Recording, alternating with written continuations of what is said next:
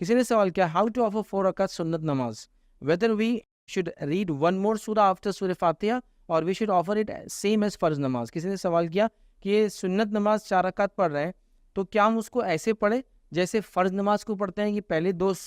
رکعتوں میں سورہ فاتحہ اور سورہ اور بعد میں 2 خاموش صرف سورہ فاتحہ, یا اس میں ہر سورے میں ہم جو ہے سورہ ملا یاد رکھیے سورہ فاتحہ کے بعد. تو یاد رکھیے جو نفل نمازیں ہوتی ہیں اور سنت نمازیں ہوتی ہیں, ان نمازوں میں آپ کو ہر رکعت میں, چاہے آپ 2 رکعت پڑھ رہے ہو یا 4 رکعت, ہر رکعت میں سورہ فاتحہ کے بعد سورہ پڑھنا ہے.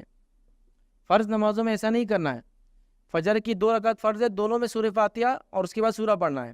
ظہر کی 4 رکعت فرض ہے, اس میں دونوں میں سورہ فاتحہ اور سورہ, اور باقی 2 میں صرف سورہ فاتحہ پڑھنا ہے. عصر کی 4 رکعت فرض, جس میں دونوں میں پہلے سورہ فاتحہ اور 2 الگ سورہ پڑھنا ہے, اور باقی 2 میں صرف سورہ فاتحہ پڑھنا ہے. مغرب کی 3 رکعت فرض, جس میں 2 میں سورہ فاتحہ اور 2 سورہ پڑھنا ہے, اس کے بعد ایک سورہ, اور اس میں خالی سورہ فاتحہ پڑھنا آخری رکعت میں. عشاء کی 4 رکعت فرض ہے, اس میں 2 کے اندر سورہ فاتحہ اور ضمیر سورہ ملانا ہے, 2 کے اندر سے سورہ فاتحہ پڑھنا ہے. لیکن جب نفل نماز کی بات آئیں گے, جیسے ظہر سے پہلے کی 4 نمازیں یاد رکھیے, جو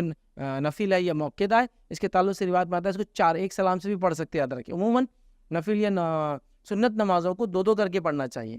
لیکن ظہر کے پہلی 4 کے تعلق سے ایک روایت میں آتا ہے کہ جو ظہر سے پہلے 4 رکعت نماز ایک سلام سے پڑھے تو اس کا فلاں فلاں اجر ہے. تو اگر آپ ایک ساتھ پڑھنا چاہ رہے ہیں تو 2 رکعت میں سورہ فاتحہ اور ضمیر سورہ, اور بعد کی 2 رکعت میں بھی سورہ فاتحہ اور ضمیر سورہ, مطلب اس میں 4 رکعتوں میں سورہ فاتحہ کے بعد سورہ اٹیچ ہوگا,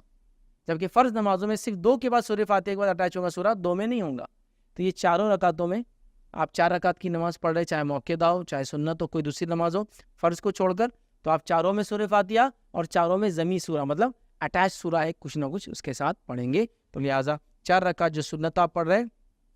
اس کو سورہ فاتحہ بھی 4 رکعت میں, اور اس کے بعد ایک سورہ بھی 4 رکعت میں آپ کو پڑھنا پڑے گا, یاد رکھیے.